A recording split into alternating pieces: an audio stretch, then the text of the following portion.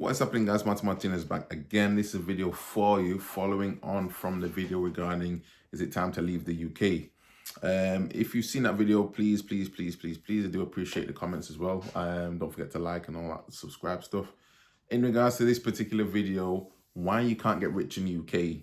Now, I've spent some time to sit down and look at this, and I can see in a way, the way it's basically set up is that you're set up to fail.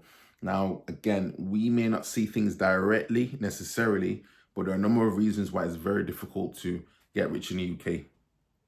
If you're relying on salaried income seems to be the most taxable form of income there is.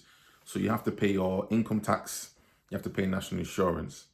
In addition to that, I mean, realistically, there's different tax bands, especially for the UK. And again, if you live in the US, this may not mean much to you. I'm sure obviously you have your own tax bands. But if you're in the UK, 20% tax band, 40% tax band. You earn over, I believe it's about 52 plus or so, you go into the second tax band, which is a 40% tax band. So your take home pay at the end of the day is not really going to be that much. So sometimes it seems like in the UK, it's probably more beneficial to earn less from salaried income than it would be to try and earn and get more. Let's say you want to get 60, 70 grand. If 40% of that's going to be taxed, then it's kind of like, what's the point? So I'm still of the view, in all honesty, the way that the tax system set up for people who want to focus on salaried income is kind of a scenario of there's not really much incentive to work. And the reason being is because you're working literally, let's say out of 5 days, 3.5 days maybe for tax, and you know the 1.5 days are pretty much for yourself. So it's kind of questionable as to what the incentive is. That being said, again, if you are to make, again, this is not tax advice or anything else like that, this is just my opinion. If you're to make increase your pension contributions, you pay less in national insurance, I understand, and as a consequence of doing that, then your take-home pay is slightly, it's going to be less, but it's not as taxed in the same way. These are all these things that, again, most people won't be aware of unless you do the time and do the research, and you'll have to look into for yourself. So the way the tax system is set up, in my opinion, pretty much, again, you're set up to fail. There's no way on a salaried income alone you'll be able to move forward. And the problem kind of, it seems to be also with the UK in the way it's set up right about now compared to a lot of other countries. You got to bear in mind, your net income that you receive from your pay has already had the deductions for national insurance and income tax. That's already taken place. So that's number one. Then with that net income that you have, if you have television, call it television, you have to pay TV license. You're going to pay council tax. You're going to pay VAT, which is obviously a value-added tax on top of goods that you've already purchased. You know, what else do you have to pay? I mean, obviously, you're going to have to pay for water, electricity, and everything else like that, and your basic utilities. But there's all these additional taxes. If you drive a car, you've got to pay road tax. You know, obviously, you're going to have to pay for insurance. You know, I mean, technically speaking, in the UK, we have the NHS, but if you're trying to get any type of appointment with the NHS right about now, it seems like you'll be waiting for, you know, God knows when you're going to be able to get that appointment. So then you may even be paying for private healthcare, which is another amount of money, which is coming from your net income, which again is salaried income. So it seems to be that, in my opinion, from what I'm seeing now, there is no way out.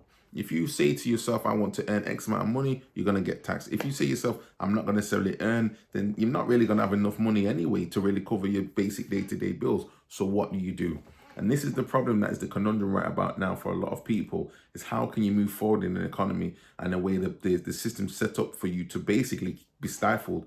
You can't try and move forward. That's my question to you guys as well, for anyone who's interested in this. You let me know in your comments, what can you do, again, legally do, is the real point, to try and move forward. Now, the only way I can see any type of way forward in this particular set of circumstances is through owning a business, a limited company, or potentially like a limited liability partnership. Now, I'm not going to be the guy to get into that and give you all that detail. You have to look into that yourself. Again, I'm not trying to give advice, I'm just giving my opinion. But it seems to be the way the limited company is set up.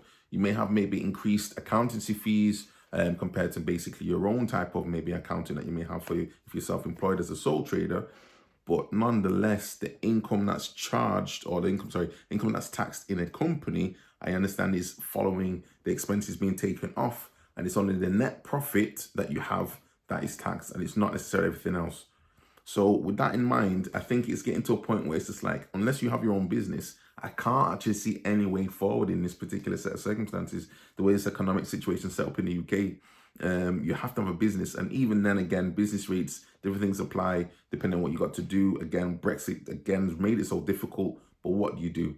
So I just can't see any way out, in my opinion, to get out of this scenario and get out of the trap of this matrix that's set up for you.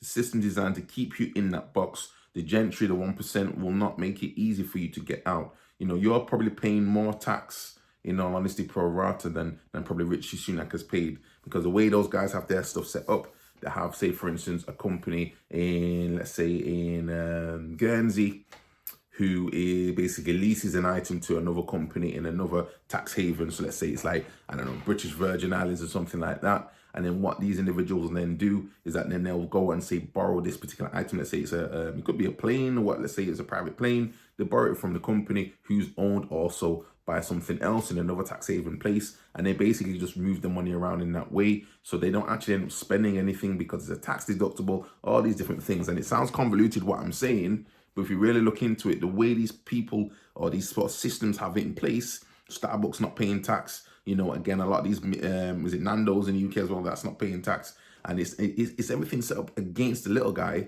but at the same time, because they have money, they can move things around. It's like nothing's actually owned by them. They lease something from a company which is set up in another region, and therefore they don't have to pay, or if anything, they're paying themselves in a convoluted way around. Whereas you now, the little guy, you go to work, you earn your money, you earn your coin, and straight away you're taxed straight away from source. You come back home, you got nothing, you're thinking, why am I still in the same position? So they're just my thoughts, guys. If I'm going off on a tangent, just please let me know. But at the end of the day, it's all a scam. I don't know how we get out. So I appreciate the comments, guys. I appreciate the people that are still rocking with me as well and leaving your comments. I appreciate you all. Peace.